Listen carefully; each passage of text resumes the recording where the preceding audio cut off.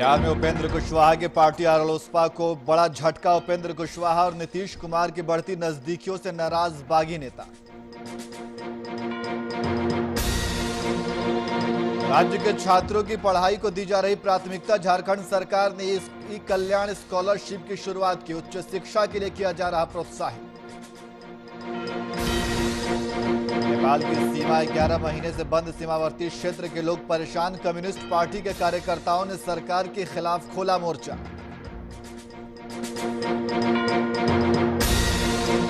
समस्तीपुर राज्य सरकार स्वास्थ्य सेवाओं की हालत खस्ता। हाथ में ऑक्सीजन का सिलेंडर लिए बच्चे के साथ लगा रहे अस्पताल के चक्कर। मरीजों को नहीं मिल रही एम्बुलेंस की सुविधा।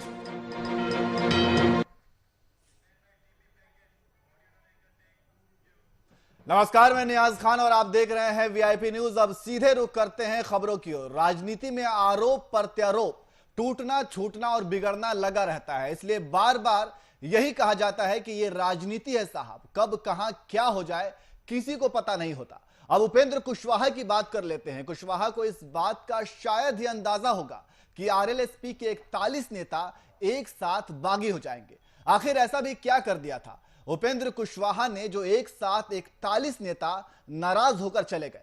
हां, बात रही नीतीश कुमार और उपेंद्र कुशवाहा की नजदीकियों की, तो यह बात तो जग जाहिर है कि नीतीश बिना उपेंद्र हैं अधूरे अधूरे से। ऐसा हम नहीं कह रहे हैं, ऐसा कह रही है राजनीतिक गलियारों की हलचल और 41 बगावती नेताओं के सुर, जो हम आपको अपनी रिपोर्ट के जरिए बताते हैं।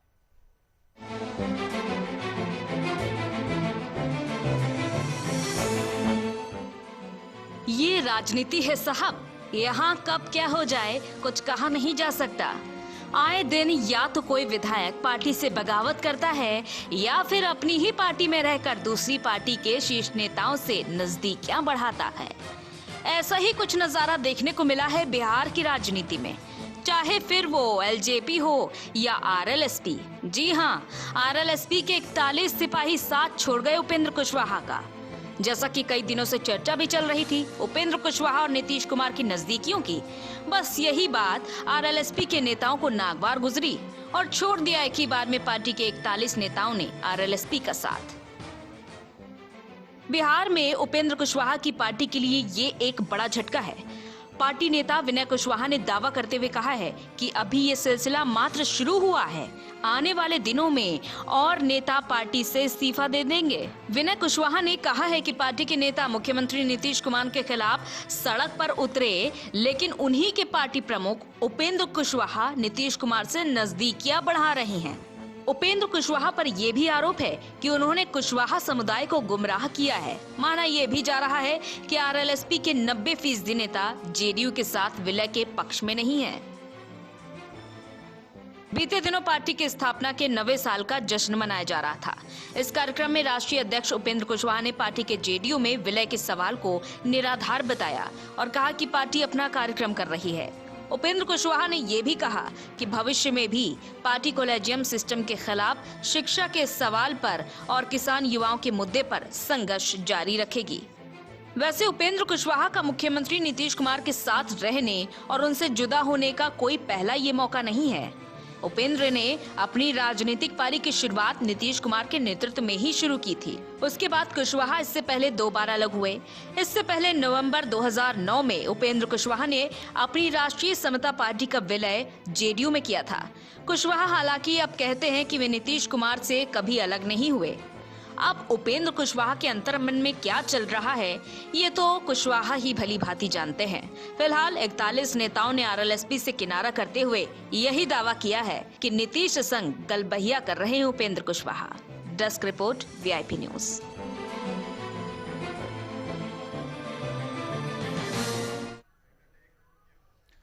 वहीं बेगूसराय में बीजेपी के फायर ब्रांड नेता और केंद्रीय मंत्री गिरिराज सिंह ने एक बार फिर नीतीश कुमार के अधिकारियों की न सिर्फ जमकर क्लास ली, बल्कि बांस से पिटाई करने की बात भरे मंच पर कह डाली। दरअसल बेगूसराय में एक सभा को संबोधित करते वक्त एक व्यक्ति ने सीओ के गलती करने और बात नहीं सुनने की शिकायत की। उसी वक्त गिरिराज सिंह ने कहा कि अगर कोई अधिकारी बात नहीं सुने तो दोनों हाथ से बांस से उसकी पिटाई कर दे। इस विवादित बयान से लोगों में एक बार फिर गिरिराज सिंह चर्चा का विषय बन गए हैं।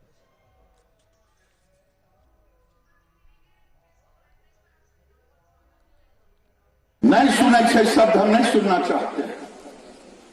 ना हम नाजायज कहेंगे, हम नाजायज बर्दाश्त करेंगे। ना किसी अधिकारी को हम नाजायज काम करने के लिए कहते हैं और न किसी अधिकारी के नाजायज नंगा नृत्य को हम बर्दाश्त कर सकते हैं। इसलिए आपको भी मैं कहता हूं, ये छोटी छोटी कागज जो आप मेरे सामने नौवा के देखने बाल बढ़ता है, वो ऐसे कागज लाके दे देते हैं, ये नहीं, आपका अधिकार होना चाहिए।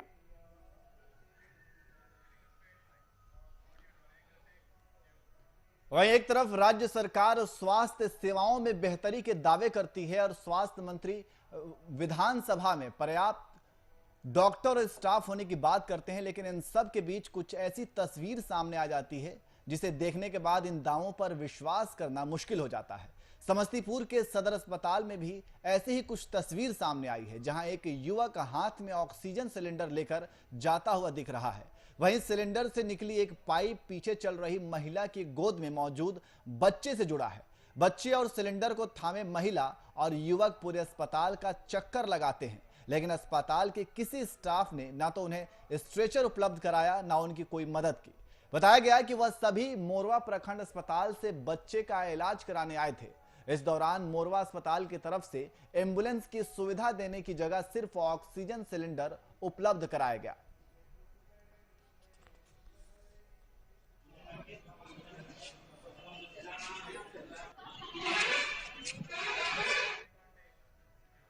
वहीं नेपाल की सीमा करीब 11 महीने से बंद है, जिसे सीमावर्ती क्षेत्र के लोग काफी परेशान हैं और इस को लेकर आंदोलनरत भी है। सीमावर्ती जगहों पर लगातार भारत नेपाल बॉर्डर खोलने को लेकर प्रदर्शन किया जा रहा है। इसी कड़ी में मोतिहारी के बनकटवा प्रखंड के सीमावर्ती बरेला बॉर्डर के सटे गुलरिया में नेपाल कम्युनिस्ट पार्टी के कार्यकर्ताओं ने सरकार के खिलाफ मोर्चा खोल दिया है। भारत के साथ लगती सीमा नाका खोलने के लिए 4 दिनों से बॉर्डर पर रिले, अनशन और प्रदर्शन कर रहे हैं। इनका कहना है कि जब तक सरकार इनकी मांगों को पूरा नहीं करती, तब तक यह प्रदर्शन जारी रहेगा। WHO ने जो गाइडलाइन जारी किया था, उस गाइडलाइन के अनुसार नेपाल में जिस किस्म की संक्रमण थी, वो संक्रमण का दर भी घट गया है। इसलिए हमें वैसा अभी नहीं लगता है। दूसरी बात क्या है कि वैक्सीनेशन दोनों तरफ हो रहे हैं और वैक्सीनेशन हो जाने के बाद एक निश्चित WHO ने भी जिसको परमिशन दे दिया है, तो फिर उसी चीज़ को इसको घेर के रखने से आपको फायदा तो नहीं है। लोग तो सेकेंड रास्ता से आ रहे हैं, जा रहे हैं ना, तो उसको रोक नहीं सकती है दोनों देश की गवर्नमेंट। और यहाँ आम जनता को एक जो सर्वसुलभ किस्म से जो गाड़ी वगैरह जाती आती थी, बाइक जाती थी, लोग अपना छोटा मोटा काम जो इधर नज़दीक के शहर में जाके लोग करते थे, वो सब अभी सारी कठिनाइयाँ अभी बहुत बढ़ गई है।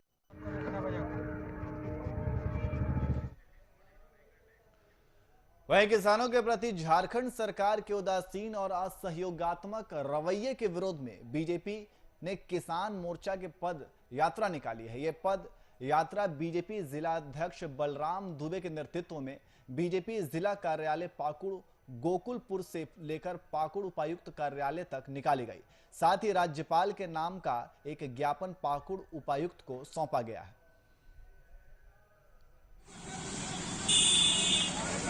आशीर्वाद योजना था झारखंड में, जो किसानों को सीधे राहत मिलती थी, उसको इन्होंने बंद कर दिया है। किसान बीमा योजना बंद है और ये किसानों के नाम पर नौटंकी कर रहे हैं।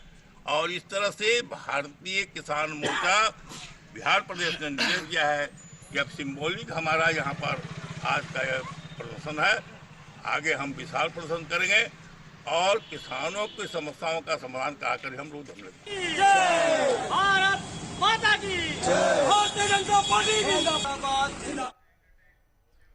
वहीं भागलपुर की वरीय पुलिस अधीक्षक निताशा गुड़िया द्वारा एक क्राइम मीटिंग आयोजित की गई, जिसमें पंचायत चुनाव की तैयारी को लेकर चर्चा की गई। मीटिंग में सभी थानाध्यक्ष पहुंचे और अपने क्षेत्र के क्राइम की स्थिति, निष्पादन, अपराधी गिरफ्तार समेत कई बिंदुओं पर अपनी बातों को रखा। मौके पर निताशा गुड़िया ने सभी से रिपोर्ट भी मांगा और थानाध्यक्ष को फटकार भी लगाई। इस दौरान अंतर्राष्ट्रीय महिला दिवस पर भी चर्चा की गई। साथ ही निताशा गुड़िया ने महिला दिवस की शुभकामनाएं भी दी।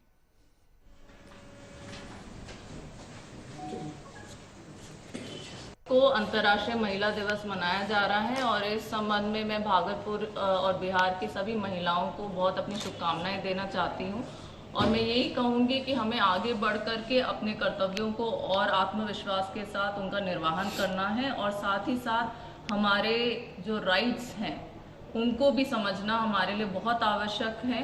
और आगे बढ़ करके मैं जनता से भी अपील करूंगी कि महिलाओं के प्रति जो भी प्रताड़ना संबंधित जो मामले होते हैं या अत्याचार संबंधी मामले होते हैं उनका विरोध करें।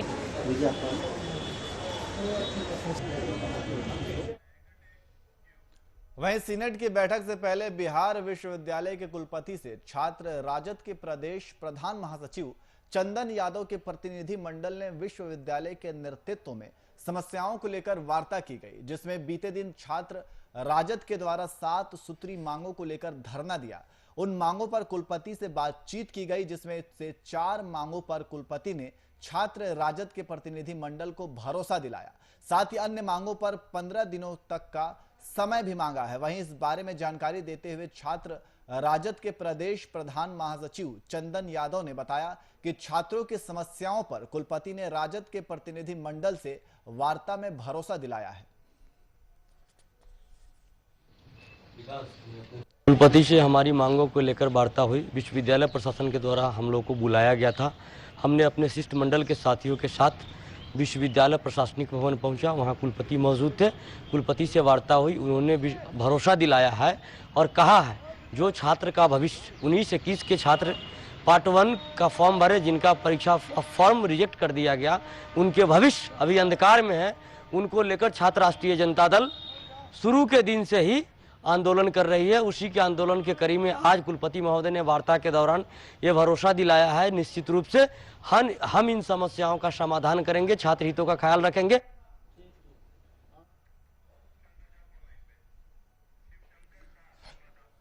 और इसी खबर पर अधिक जानकारी के लिए हमारे संवाददाता शिव शंकर झा हमारे साथ फोन लाइन पे मौजूद हैं। शिव शंकर, ये जिस तरीके की जो मांगे की गई हैं, 7 सूत्री मांगों को लेकर के धरना प्रदर्शन किया जा रहा है। जी नियाज, मैं बता दूं कि कई दिनों से आरजेडी के द्वारा 7 सूत्री मांगों को लेकर के धरना प्रदर्शन यूनिवर्सिटी कैंपस में जारी थी, जिसके दौरान कल ये कुलपति द्वारा इस सभी मांगों को पूरा करके उनको आश्वासन मिला कि अब बिना इन 7 मांगों को अभी पूरा कर दी जाएगी। जी नियाज जी, इनकी 7 सूत्री जो मांगे हैं वो क्या है? टोटल 7 सूत्री मांग जो है शिक्षा से संबंधित है, जिसमें उनको कई में BA की रिजल्ट नहीं आ रही है, PG की एग्जाम्स वगैरह नहीं हो रही है। इन सभी सूत्रों की मांग थी उनकी। जी बहुत बहुत शुक्रिया तमाम जानकारी के लिए।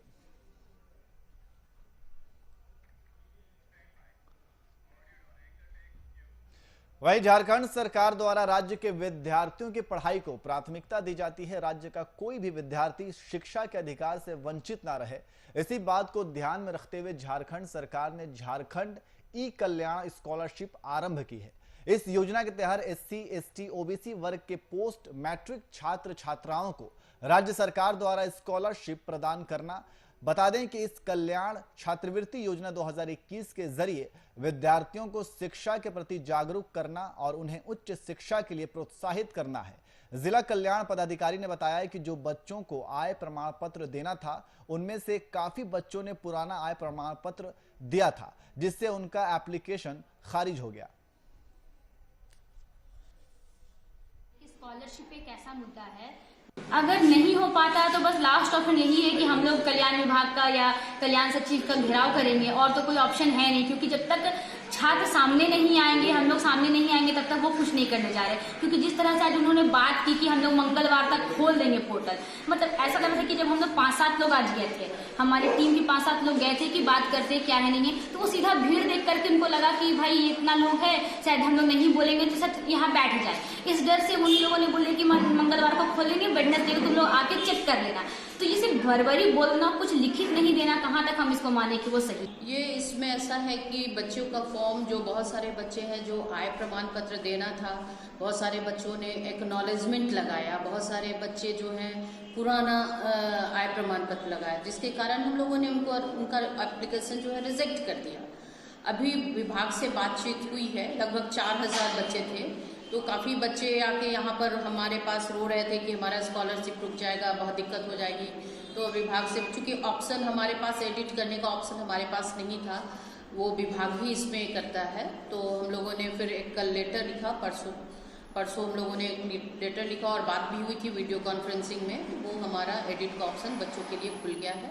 कल शाम को 5 बजे हमारे पास इन्फॉर्मेशन आया है विभाग से। जब हम लोगों ने कहा कि इस तरह का प्रॉब्लम है तो उन्होंने कहा कि 2-3 दिन के अंदर हम लोग डेट बढ़ाएंगे, लेकिन वो वर्बली बोल दिए हैं डेट बढ़ा देंगे, लेकिन इसका श्योरिटी नहीं मिला है कि वो डेट बढ़ेगा ही। हम लोग कल्याण से मांग करते हैं कि वो डेट जो है एडिट करने का जल्द से जल्द बढ़ाया जाए, पोर्टल खोला जाए, छात्र अपना डॉक्यूमेंट एडिट करके भर सकें। क्या लगता है कितने सारे छात्र इस चीज को लेकर पीड़ित होंगे? जैसे अभी हमारे संपर्क में कम से कम 5-6 छात्र का है, तो हमारे जो हम लोगों को जो फोन और मैसेज किए हैं, ये रिजेक्ट करने का जो सिलसिला शुरू हुआ है वो 18 तारीख के बाद से शुरू हुआ है, 18 फरवरी। मैं वहाँ अपना ये लेकर एप्लीकेशन लेकर गई तो बोले कि रिजेक्ट किया हुआ है, तो वो बोले कि कोई काम नहीं होगा, रिजेक्ट हो गया है तो तुम्हारा कोई काम नहीं होगा। तो मतलब काम क्या, वो ऑप्शन सिस्टम के हिसाब से वो तुम्हारा रिजेक्ट कर दिया तो कुछ हो नहीं पाएगा। तो हम बोले कि कुछ देखिए कुछ हो सके, तो बोले कि नहीं सिस्टम बोल रहा है कि तुम्हारा रिजेक्ट हो गया है। हम बोले कि मेरा तो इनकम हम डाले थे अपना सही से ही डाले थे, तो वहाँ से हट गया। तो हम वो बोले कि अगर हट गया है तो अभी तो तुम्हारा 2019 का दिखा रहा है, यानी कि तुम्हारा एक्सपायर कर गया है।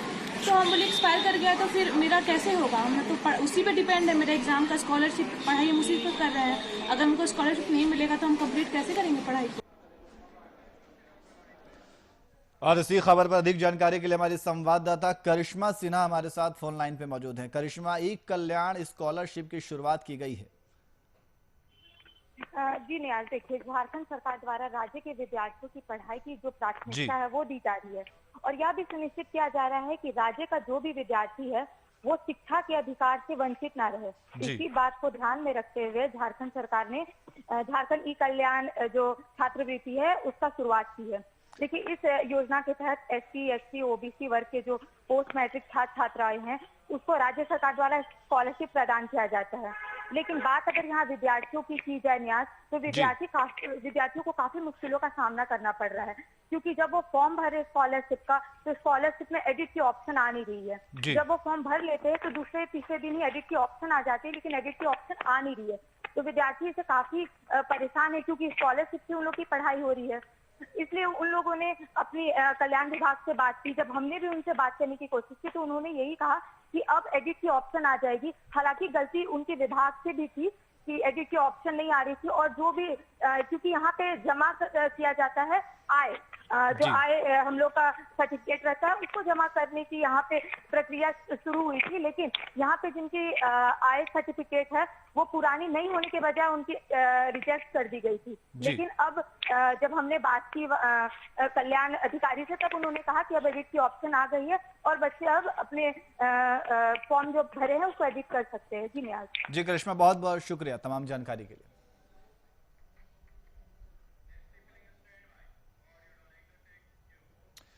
किसी ने सच ही कहा है कि प्यार अंधा होता है, प्यार न जात देखता है ना ही धर्म। ऐसा ही कुछ नजारा बेगूसराय में देखने को मिला है, जहां एक प्रेमी युगल ने शादी रचाई, जहां बहुजन समाज के लड़के ने मुस्लिम समाज की लड़की से शादी कर ली। प्रेमी युगल ने नौलखा मंदिर परिसर में शादी समारोह में हिंदू रीति रिवाज के साथ शादी रचाई। ये धर्म ये तो कुछ देखा नहीं जाता है, मजबूरी हो गया बात में।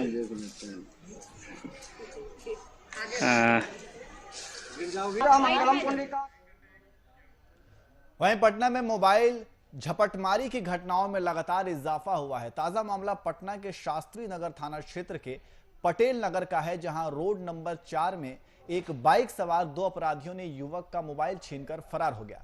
इस घटना का सीसीटीवी वीडियो सामने आया है। दरअसल सेंट्रल एसपी विनय तिवारी ने साफ कर दिया है कि यदि किसी थाना क्षेत्र में मोबाइल छापेमारी हो तो शिकायत उसी के आधार पर दर्ज हो, वरना शिकायत दर्ज करने वाले पुलिसकर्मी पर कार्रवाई होगी।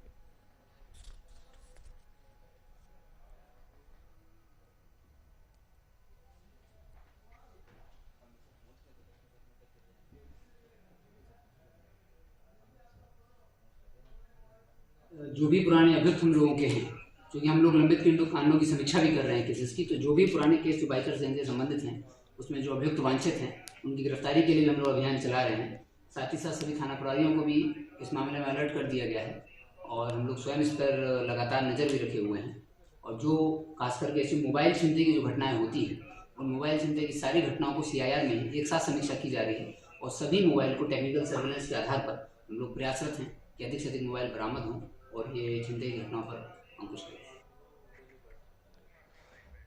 और इसी खबर पर अधिक जानकारी के लिए हमारे संवाददाता अनिल कुमार हमारे साथ फोन लाइन पे मौजूद है। अनिल, जिस तरीके से मोबाइल झपटमारी की घटनाएं जो है लगातार बढ़ती जा रही हैं और एक नया घटना सामने आया है, क्या है पूरा मामला? जी बिल्कुल, अगर देखा जाए तो कहीं ना कहीं ये पूरा CCTV का जो फुटेज है वो मामला जो है वो पटना के एक थाने का है, जहां पे कि ये घटना घटी है। पटना के पटेल नगर की अगर बात करें तो पटेल नगर रोड नंबर 8 की ये घटना है जो शास्त्री नगर थाना क्षेत्र में पड़ता है।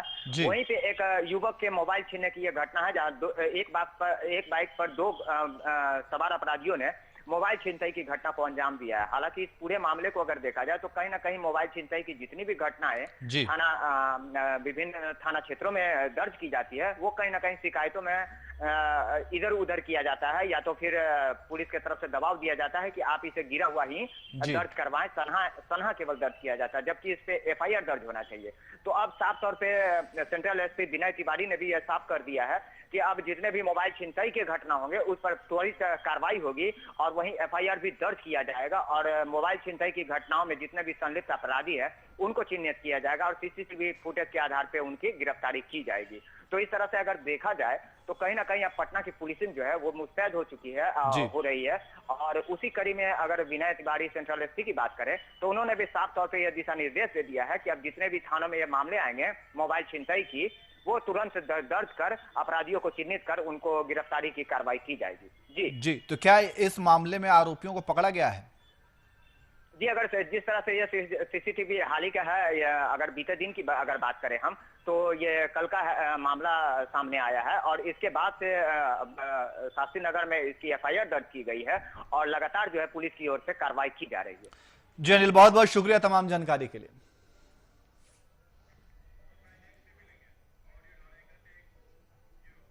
वहीं मधुबनी में पेड़ से लटकता हुआ एक अज्ञात वृद्ध का शव बरामद किया गया है। शव को देख क्षेत्र में सनसनी फैल गई। घटना बाबू बहरी थाना के बरहरा रेलवे हॉल्ट के पास की है। घटना की जानकारी मिलते ही बाबू बरही थाना के पुलिस घटनास्थल पर पहुंचकर मामले की तफ्तीश में जुट गई है।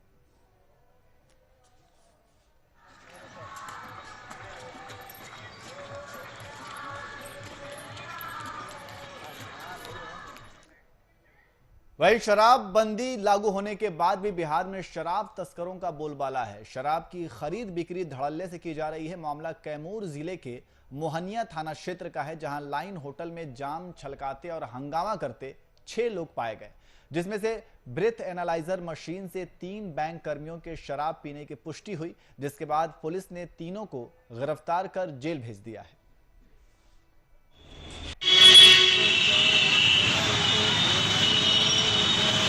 पाँच 6 आदमी बैठकर वहाँ पर शराब के बारे में सूचना मिली थी कि वो लोग शराब का सेवन कर रहे हैं। इसी पर थाना प्रभारी वहाँ पर गए थे और उस छवों को लाए। छवों को जब जांच किया गया तो उसमें 3 व्यक्ति को शराब पिए हुए मिला और 3 व्यक्ति शराब नहीं पिए हुए थे।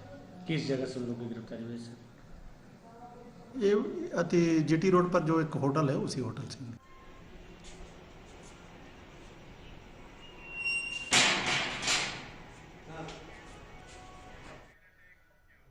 वही अगली खबर मुजफ्फरपुर से है, जहां 70 साल के वृद्ध व्यक्ति की जमीन हथियाने के लिए उसके पाटीदार उसे परेशान कर रहे थे। इसके साथ ही जान से मारने की धमकी दी जा रही है। इस मामले पर 3 महीने पहले ही थाने में FIR दर्ज कराई गई। पुलिस द्वारा कोई कार्रवाई नहीं की जा रही है। पीड़ित मदद की गुहार लगाने रोज थाने का चक्कर काट रहा है।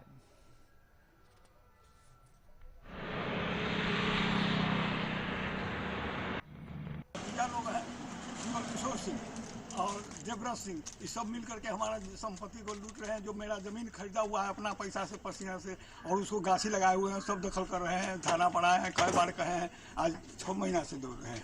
हमारा कोई सुनवाई नहीं हो रहा। क्यों नहीं सुनवाई है, क्या कारण है? यहाँ तो पैसा के खेला। हम तो साबित कर देंगे जो गाँव में हमारे लोगों से पैसा लिया, लोग तो काम किया, नहीं तो पैसा नहीं मिला, नहीं किया।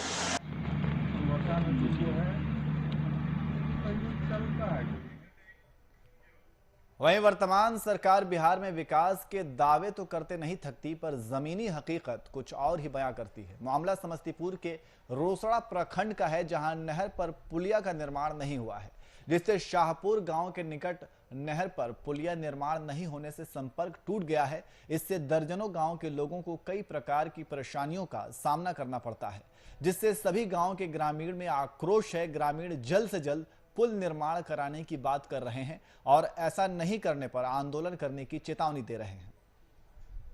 शाहपुर पथ है, इसका निर्माण है, नहर का निर्माण मुन्ना मंडल जब विधायक थे वर्ष 1904 में, तो इसका जो है निर्माण कराया गया था एबार्ड की तरफ से, और उस दिन से जो ये रास्ता कटा, आज तक इसमें न पुलिया बना, जिसके चलते कोल्हट्टा गोनवारा के लोगों को अगर सांप बिच्छू से लेकर के प्रसव जैसा चीज होता है तो यह नदी पार करने में, ये नहर पार करने में दुविधा होती है। सुविधा नहीं होने के कारण उस लोगों का जो है प्राण वहीं चला जाता है। सवाल है ये मैसर से होती हुई ये जो है फूली तक ये नहर गई है। इस नहर का बीच में जैसे शाहपुर गांव हुआ, भौरहा बगल में हुआ, कोल्हट्टा हुआ, ये घूम करके 1.5 किलोमीटर दूर तक जो है सो जाना पड़ता है। इस क्रम में मैं सरकार से अनुरोध करता हूं कि यहाँ पुल जो है।